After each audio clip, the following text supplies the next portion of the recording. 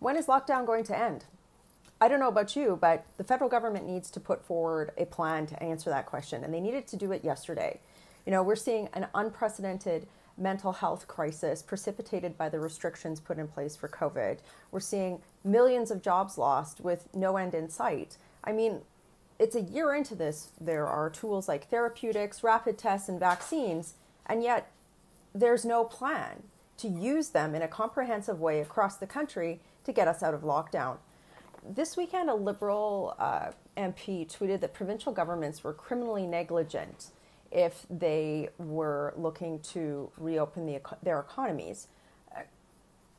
I don't know, but I would say that the federal government putting us 3 months behind the rest of the developed world in vaccines, failing to close the borders at the beginning of last year, had a lot more negligence. But all that aside, the federal government has a role to play, a big one, in providing leadership in moving forward and moving on safely. It just boggles my mind that we're still here.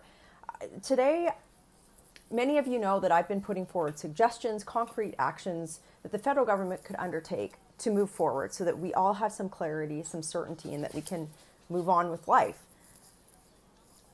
I want you to watch the exchange that I had with Canada's health minister in question period today, where I asked her these basic questions. A Liberal member of Parliament recently tweeted that provincial governments would be criminally negligent if they considered easing COVID restrictions. But the reality is that we're 3 months behind the rest of the developed world in getting vaccines. The public is tiring of restrictions and compliance may become an issue.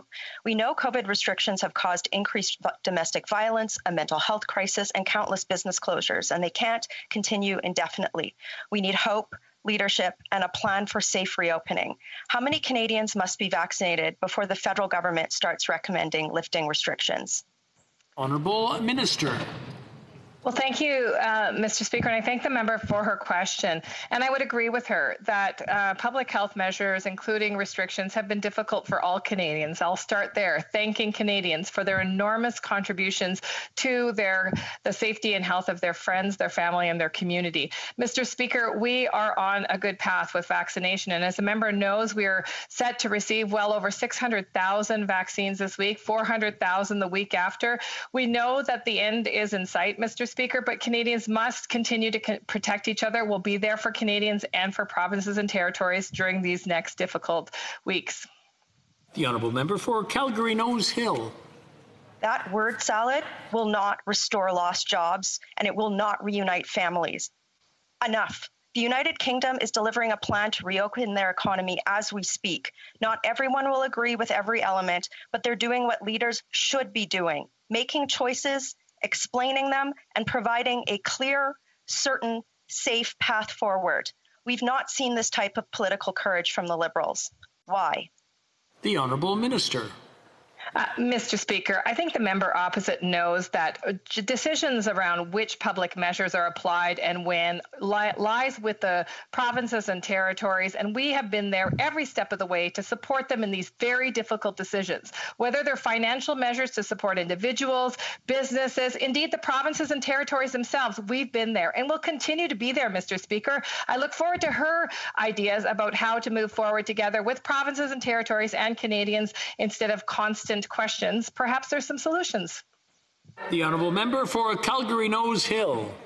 Yeah, a national rapid testing program, clear timelines on vaccine delivery, understanding how many vaccinated people need to be in place before restrictions are lifting, clear data that is being used to make decisions, choices around how we're moving forward. These are things that the health minister should be doing, not just blaming the provincial government and saying that it's not her job. We need hope. We need a clear plan that allows people to make plans for their futures. And we need strategies that I just mentioned. How many Canadians must be vaccinated before the federal government starts recommending lifting restrictions? Honourable Minister. Well, thank Thank you, Mr. Speaker. And that's exactly what we have been doing. We've been supporting provinces and territories. In fact, the member mentioned rapid testing, millions upon millions of rapid tests to provinces and territories. And even after that, guidance and support and training and working with the private sector to make sure that no matter where and when Canadians have access to testing, that will help them understand their status. Mr. Speaker, billions of dollars to support individuals and businesses and indeed provinces and territories to take those difficult steps, whether it's to impose restrictions or lift restrictions. Mr. Speaker, we've been there, we'll continue to be there, and we will get through this together. The response was pretty brutal, wasn't it? I mean, the health minister, she has thousands of bureaucrats.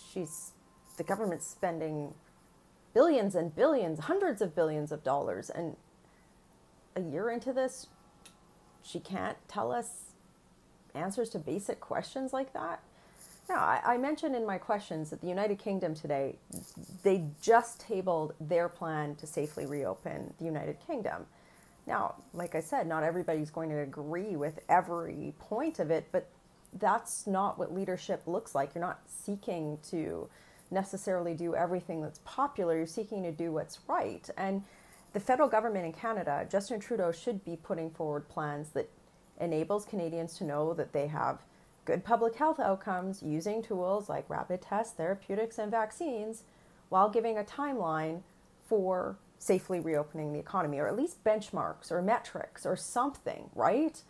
Like some sort of path forward. Businesses can't plan without knowing that. How can you even put forward a federal budget without having that information? And more importantly, we need some hope.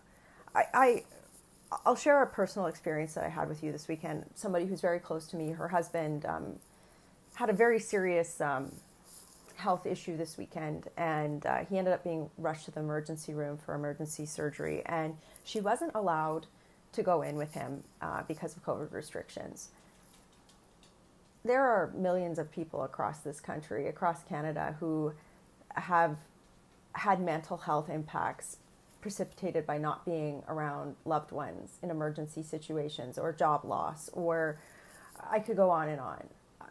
The restrictions that are upon us, they were never meant to be permanent. They were meant to buy time to put in place more durable solutions. And it's about time that we hold everybody, regardless of political stripe, hold the government to account for doing better. That's exactly what I'm going to do. Working hard for you. Have a great day.